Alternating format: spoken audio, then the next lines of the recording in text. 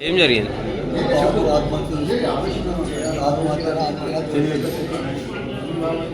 నిన్న 7:30కి ఫోన్ చేసి మాట్లాడాడు.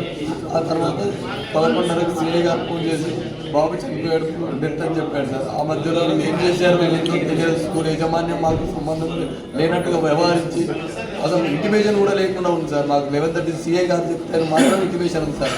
మేము లక్షల ఫీజులు కట్టి వీళ్ళకి బాబును అప్పకపోతే శివం చేసి పంపించారు సార్. ఇంటికి పంపించారు.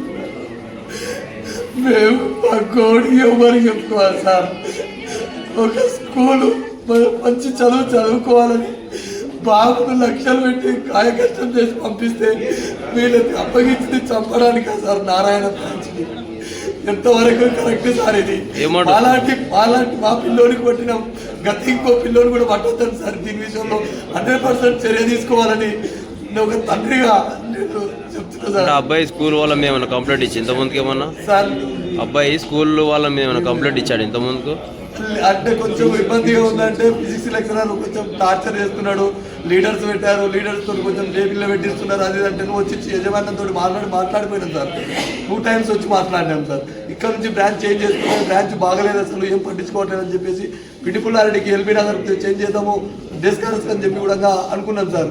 మా దానికి అసలు మమ్మల్ని కలిసే ప్రయత్నం మేము కలిసడానికి వస్తే పొద్దుగాలు వస్తే సాయంత్రం వరకు కూడా ప్రిన్సిపల్ మాకు కలిసే అవకాశం కూడా ఇవ్వలేదు సార్ కలవడానికి.